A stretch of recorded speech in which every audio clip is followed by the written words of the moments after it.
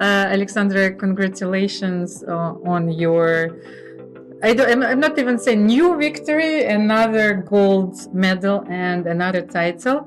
Before we come back to this title, Alexandra, tell me, how many games did you play against Elizabeth? I don't know, but many. So she Starting was from 1994, I mean, she was thinking more than 100. Probably, I mean, if we count all online events that we also played, quite a few, I would say. I don't remember the exact number. She thinks that she's the opponent you played the most, and this probably. Well, for sure, we started very early, right? We started more than 30 years or so, almost. It was 98. So 30 years ago, our first encounter was so quite significant. And you are playing here at the top level still. Right? But when I look at Pia Kramlik or Nona Gabrindashvili, who is going to play tomorrow, I mean, those are my, inspirations. I know that I cannot complain, I should go on.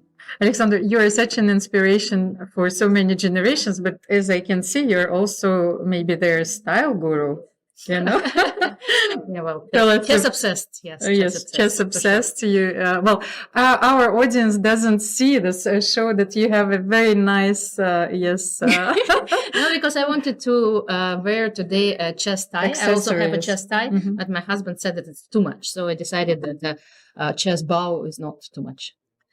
So another title. Yeah, but I almost spoiled it. I mean, terrible. What happened in the last game? Well, I was completely winning, like 2 minutes advantage, but a winning position. And yes. I realized immediately after the game that I was winning in one move. Quite a simple tactic. I could have sacrificed an exchange, and then I have double attack, and I'm winning the second piece. So I have 2 pieces for a rook and an extra pawn, and 2 minutes extra. So, I mean, completely. And then instead, I blundered an exchange. Still, the position was complicated, but I got overwhelmed. I mean, I decided to play for checkmate and forgot that my king actually can also get checkmated. That was the problem. Alexandra, how many titles in Monaco? Yes, and actually, Monaco, that was my next question. Yeah. Monaco is definitely my lucky place because every time I come, I win.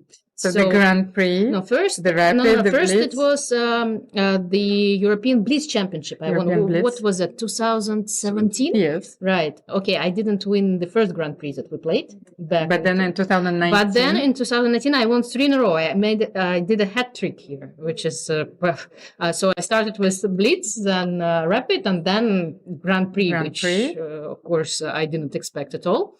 And so this is your 5th title in Monaco. In Monaco, yes. I should become a resident here, I think, for many reasons. Yeah, but yeah, maybe we should have this carte de fidélité. And that was the biggest disappointment of my career, chess career. We were supposed to play in Monaco, the candidates. Yes, of course. In and so, somehow, calculation skills, everything was working pretty well when they said and announced that Monaco will be the host city. So I was preparing with a big enthusiasm, and then just they ruined my career. Okay. Anyway, of course, it was a terrible force majeure, and now we're laughing about it, but of course, No, of course I understand. Tragic moment, not only of my career, but many lives. So of course. So and this changed actually the course also of the whole qualification system. But tomorrow you have another event, the Rapid event. So now, how do you feel? Confident? Well, of course, winning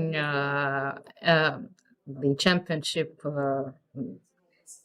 does help in your confidence, but my main goal is just to play the Rapid better than I did in Samarkand. Well, it started poorly, and then it ended poorly. So I was struggling very hard to get back, to a decent result, and then so I lost the first one, I lost the last one, and I lost a few games in between. And I mean, I cannot really say that I played terribly. Just my opponents played very well. So my goal, I just want to play a decent tournament. I want to enjoy the level of my games. So when the level of my games is fine, then then everything is fine. If it's not, it's still not a tragedy, of course. I am gonna enjoy the tournament and the Monaco anyway, because we get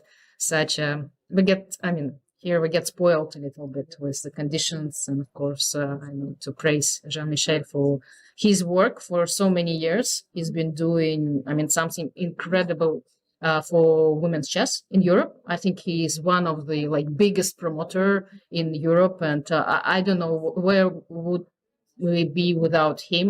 Women's chess in general and women's chess in Europe in particular. So, of course, for me, it's such a pleasure. I live not so far away from here. We just drove 40 minutes by car, and I'm really enjoying. Because now you spend your life between Paris and Antibes. I wanted to, once a wise man told me that, if the tournament goes well, beautiful tournament. If the tournament, doesn't go so well, beautiful castle. Yes, here we also have a beautiful historic castle to visit. So what do you enjoy if you don't play chess? Well, I enjoy walking. Here, the buildings, you get to the casino, and it's not about this gambling place, but it's about this beauty and this Belle Epoque buildings and architecture, and somehow, we can say a lot of things about wealth and money and things, but it's not. Sometimes you really can enjoy the beauty, and but you should enjoy the beauty. Yes, but you do not feel guilty. Yes, I exactly, understand. a guilty pleasure, and especially nowadays when I'm touched by too many things pretty easily. But still, okay, sometimes we have to be grateful to be able to be here in such a beautiful place, play chess, and we're lucky to be here, of course. Thank you so much, and congratulations to Grandmaster Alexandra Kosteniuk for clinching yet another title